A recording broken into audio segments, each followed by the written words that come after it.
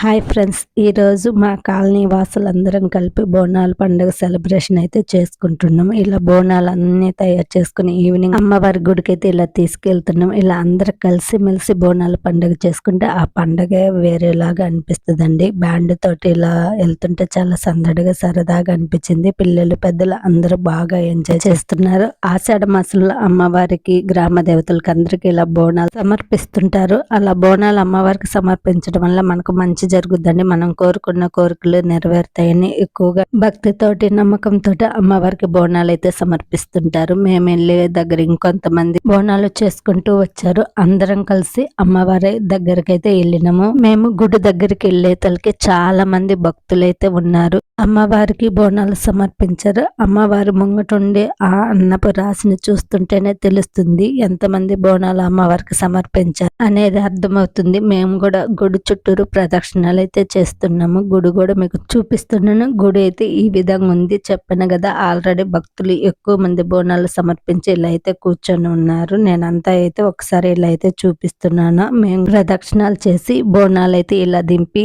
ఆ బోనాల్లో ఉండే భోజనాన్ని అమ్మవారికి అయితే సమర్పిస్తున్నాము. ఈ బోనంలో కూడా ఒక్కొక్కరు ఒక్కొక్క విధంగా చేస్తుంటారు. కొంతమంది బెల్లం అన్నం చేస్తుంటారు, కొంతమంది ఇలా వైట్ రైస్ బెల్లం అప్పాలు చేసి పెడుతుంటారండి. ఎవరింటి పద్ధతి ప్రకారం వాళ్ళు బోనాలు అయితే చేసి అమ్మవారికి సమర్పిస్తుంటారు. మేము తీసుకెళ్లిన బోనం కూడా అమ్మవారికి అయితే సమర్పించినాము. అమ్మవారికి మంచిగా మొక్కుకొని అందరం అక్కడైతే కొంచెంసేపు కూర్చొని అమ్మవారి ప్రసాదం స్వీకరించినాం. చాలా సంతోషంగా బోనాలు అయితే జరుపుకున్నాం. ఫైనల్ అందరం కలిసి ఒక సెల్ఫీ దిగి సంతోషంగా ఇంటికైతే వచ్చినాం. మేము ఈ విధంగా బోనాల పండుగ అయితే జరుపుకున్నాము. మీరు ఎలా జరుపుకున్నారు అనేది నాకు కామెంట్ చేయండి. ఈ వీడియో నచ్చితే ప్లీజ్ లైక్ చేయండి, షేర్ చేయండి, సబ్స్క్రైబ్ చేసుకోండి. Thank you watching.